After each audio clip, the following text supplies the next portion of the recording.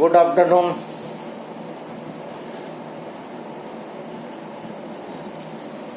Good afternoon. Good afternoon, sir. Good evening, sir. Good afternoon, sir. Good afternoon. Good evening. Now we are taking question number 47. Question number 47.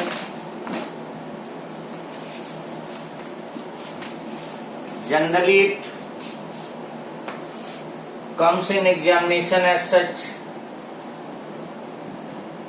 This circuit is given to you.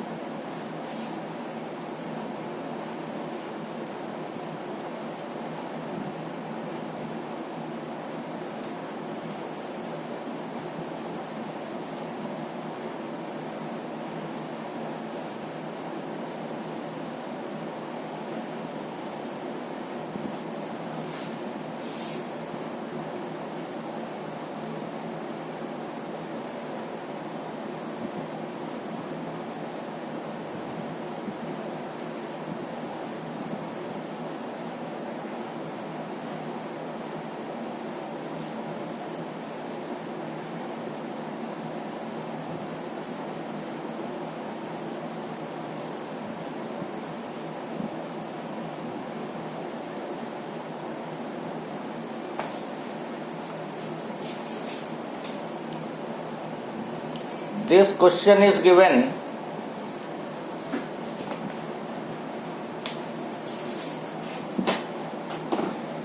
Sir important question yes, important question में से है ये, कई बार पूछा जा चुका है.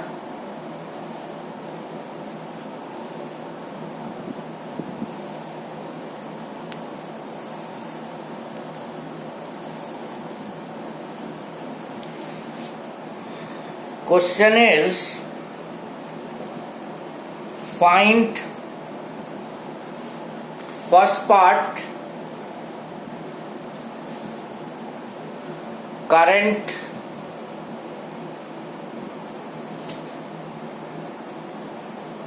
in the circuit. Second part, value of inductance L. Value of inductance L.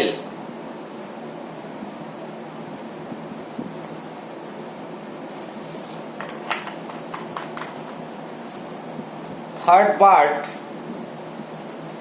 value of capacitor C. Value of capacitor C. And fourth part, value of C. Value of C in bracket for same L. For same L, bracket close, required to produce resonance.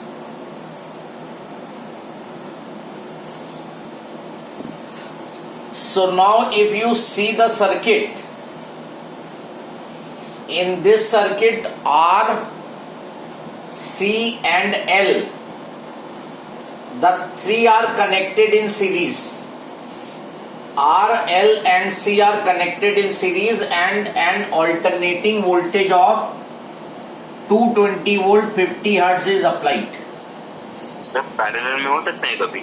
ये parallel में तुम्हारे syllabus में parallel combination नहीं है. ये हो सकते हैं पैरेलल में, but in your syllabus only series combination is there, right.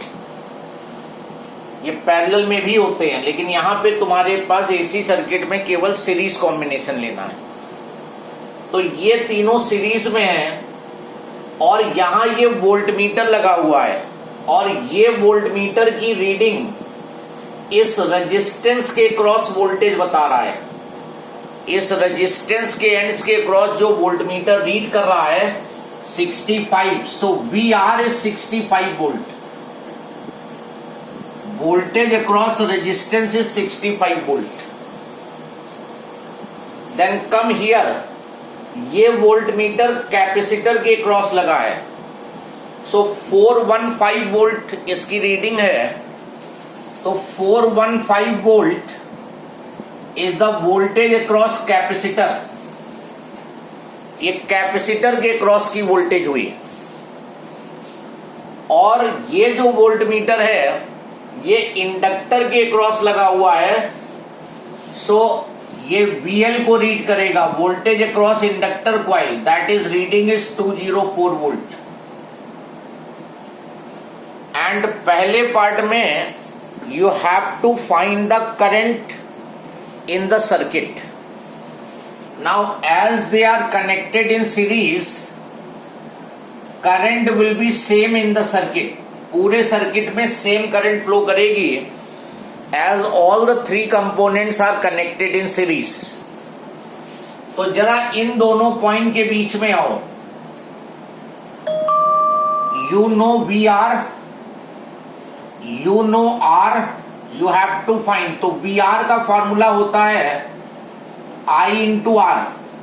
अगर वोल्टेज तुम्हें रेजिस्टेंस के क्रॉस निकालनी है तो फॉर्मूला होगा I into R. अगर इंडक्टर के क्रॉस वोल्टेज निकालनी होगी तो फॉर्मूला होगा I इंटू एक्सएल. और कैपेसिटर के क्रॉस अगर फाइंड करनी होगी तो I इंटू एक्सी. और एक से ज्यादा कंपोनेंट अगर हैं तो वोल्टेज हो जाएगी I इंटू जेड. तो VR मालूम है 65, करंट तुम्हें निकालनी है और रेजिस्टेंस 100, तो I की वैल्यू 0.65 एम्पियर. यही करंट रेजिस्टेंस में होगी, यही करंट कैपेसिटर में होगी और यही करंट इंडक्टर में होगी, क्योंकि पूरे सर्किट में करंट की वैल्यू सेम रहेगी. Any problem in first part? In whole circuit same current will be flowing. पूरे सर्किट में सेम करंट फ्लो कर रही है, लेकिन करंट तुमने ये VR से निकाल लिया. VR is equal to IR. Then second part में you have to find inductor L की वैल्यू निकालनी है. तो अब इन दोनों पॉइंट के बीच में आ जाओ. वोल्टेज अक्रॉस इंडक्टर होगा I इंटू एक्सएल लगेगा. इंडक्टर के क्रॉस जब वोल्टेज निकालोगे तो I इंटू एक्सएल लगेगा. VL तुम्हारा 204 है और करंट पूरे सर्किट में सेम है तो 0.65 ही लोगे. अब पूरे सर्किट में करंट सेम तो 0.65 और यहां से एक्सएल फाइंड कर दो. एक्सएल आ जाएगा 204 अपॉन 0.65. सॉल्व कर लो और तुम्हें तो L फाइंड करना है तो एक्सएल की जगह 2πfl लग दो. और फ्रीक्वेंसी तुम्हें गिवन है 50 हर्ट्ज, तो यहां से अल्टीमेटली L फाइंड कर दो.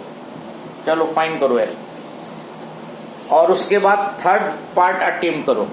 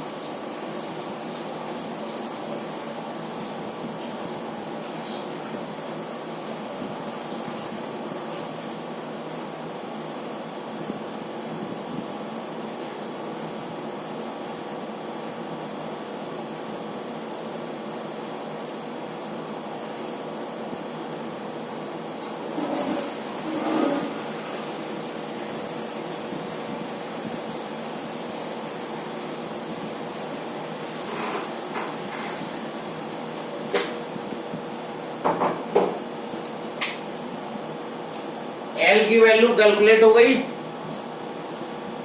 Yes, sir. 1 Henry. This L will be coming 1 Henry. Yes sir 0.999 आ रहा है हाँ 0.999 आएगा तो this will be 1 Henry value रखना है. अब थर्ड पार्ट में कैपेसिटेंस की वैल्यू निकालनी है तो इस पे कंसंट्रेट करो, कैपेसिटर पे. वोल्टेज अक्रॉस कैपेसिटर जो होगा I इंटू एक्सी होगा और VC है 415. करंट पूरे सर्किट पे सेम है 0.65. यहां से XC कैलकुलेट कर दो 415 अपॉन 0.65 और XC की जगह रख दो 1/2 पाई FC और यहां से C कैलकुलेट कर लो.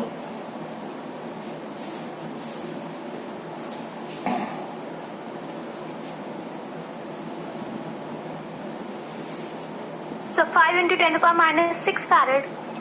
5 into 10 to power minus 6 farad. 5 into 10 to the power minus 6 farad जो हुआ 5 माइक्रो फैरेड. ये XC निकाल के XC की वैल्यू यहां रख देना और फिर C को सब्जेक्ट बना देना. फ्रीक्वेंसी गिवन है तुम्हें.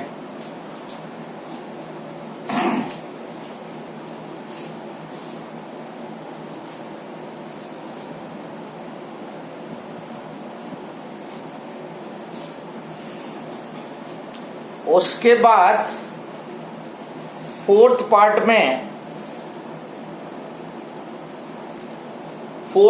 जरा ठीक से पढ़ लो, ध्यान से पढ़ लो क्या कह रहा है. Now in fourth part he is saying that value of C, नई कैपेसिटेंस की वैल्यू निकालनी है फॉर सेम L वही रखो जो क्वेश्चन में आया था 1 हेनरी. ये 1 हेनरी लोगे, L को सेम रखना है और कैपेसिटेंस की नई वैल्यू निकालनी है तुम्हें टू प्रोड्यूस रेजोनेंस. कैपेसिटर को कितना चेंज करके हम लगा दें यहां पर कि सर्किट रेजोनेंस में आ जाए. L सेम रखना है तो FR is equal to 1/2 pi root LC. Resonance frequency का फॉर्मूला लगा दो और रेजोनेंस फ्रीक्वेंसी 50 हर्ट्ज. 50 फ्रीक्वेंसी इसकी फ्रीक्वेंसी से मैच हो जानी चाहिए. 1/2 इंटू 3.14. L की वैल्यू वही रखो 1 और नया कैपेसिटेंस फाइंड कर दो. यहां से नया कैपेसिटेंस पता चल जाएगा. अगर C को इस कैपेसिटेंस से रिप्लेस कर दोगे तो सर्किट रेजोनेंस में आ जाएगा.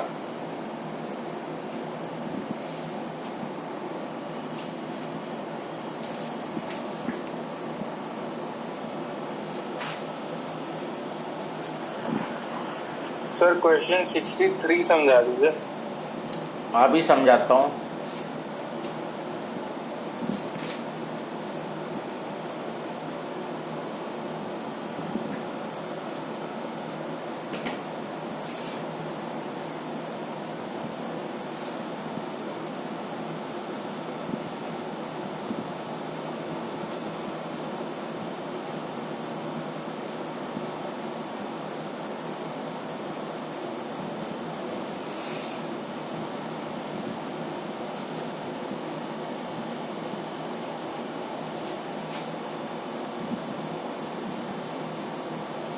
देन ये जो कैपेसिटेंस की वैल्यू आएगी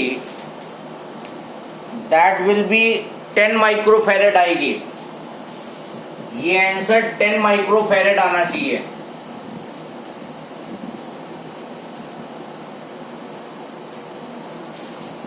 this question you will be getting 10 microfarad.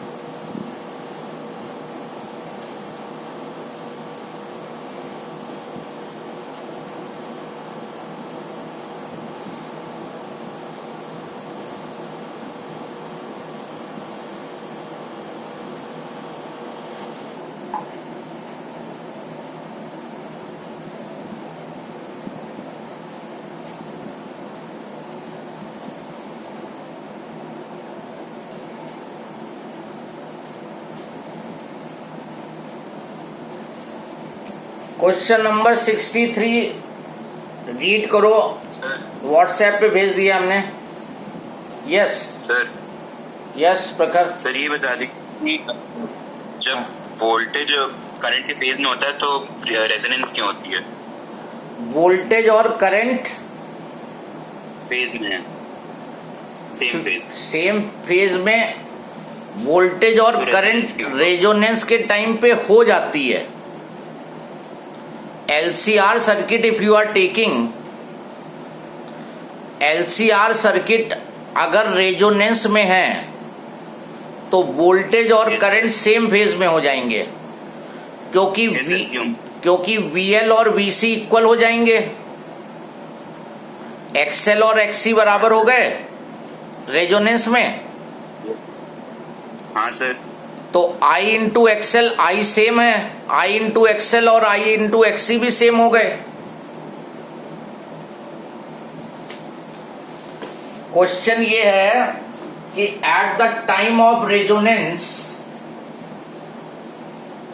The current and voltage are in same phase in LCR circuit. In LCR circuit at resonance voltage and current are in same phase। ये एक number का question तुमसे पूछ सकता है, what is the phase difference between current and voltage in LCR circuit at resonance। Question ठीक से सुनो। In LCR circuit, what is the phase difference between current and voltage at the time of resonance? तो at the time of resonance LCR circuit में voltage और current के बीच का phase difference 0 हो जाएगा, मतलब करंट और वोल्टेज सेम फेज में हो जाएंगे। देखो LCR सर्किट, देखो ये तुम्हारा I था और ये तुम्हारा VR था, ये VL हुआ और ये VC हुआ। रेजोनेंस के टाइम में at resonance XL equals to XC पढ़ा होगा तुमने। रेजोनेंस की कंडीशन होती है inductive and capacitive reactance are equal. तो XL और XC बराबर है रेजोनेंस के टाइम पे, और चूंकि सीरीज में LCR है तो करंट पूरे में सेम होगी। तो I से अगर इसको मल्टीप्लाई कर दो और I से इसको भी मल्टीप्लाई कर दो तो कोई फर्क नहीं पड़ा, और IXL जो है वो VL हो गया और IXC VC हो गया। हमने नोट भी कराया था कि रेजोनेंस के टाइम पर VL और VC बराबर होते हैं, लेकिन VL ऊपर है और VC नीचे है, तो दोनों एक दूसरे को कट कर दिए, कैंसिल कर देंगे। अब वोल्टेज अक्रॉस रेजिस्टेंस देखो एक्स एक्सिस में है और करंट भी एक्स एक्सिस में है, तो फेज डिफरेंस कितना हुआ? 0। अगर रेजोनेंस नहीं है तो ये दोनों बराबर नहीं होंगे, तो या तो नेट ऊपर आएगा या नेट नीचे आएगा, तो ये या तो ऐसे होगा या ऐसे होगा। लेकिन अगर दोनों बराबर हो गए VL और VC तो दोनों कैंसिल कर गए, तो VR और करंट एक ही डायरेक्शन में आ जाएंगे, कोई और वोल्टेज है ही नहीं यहां पर। गॉट द पॉइंट और not? Yes sir. Okay, then question number 63 I have send you. Question में कह रहा है, रीड कर लो, थोड़ा लेंथी क्वेश्चन है। A resistor of 150 ohm, this resistor of 150 ohm and a capacitor of 15 ohm are connected in series with an AC source.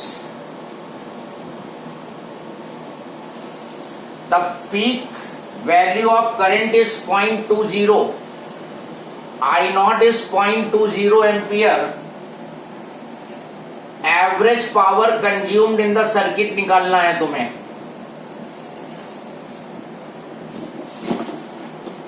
you have to find the average power consumed in the circuit.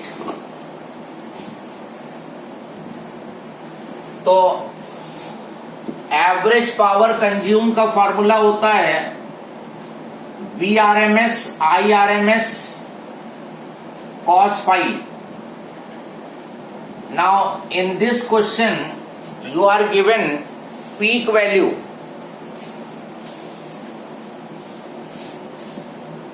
तो इसको V0 by √2 कर दो, I0 by √2 कर दो और cos phi को R by Z कर दो.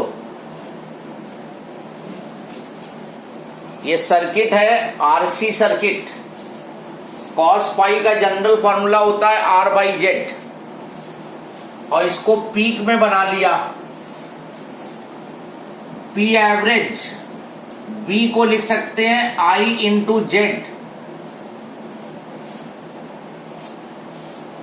V की वैल्यू चूंकि RC सर्किट है तो वोल्टेज हो जाएगी I इंटू जेड और चूंकि पीक करंट है तो पीक वोल्टेज है तो peak current into Z upon √2 I0 by √2 R by Z.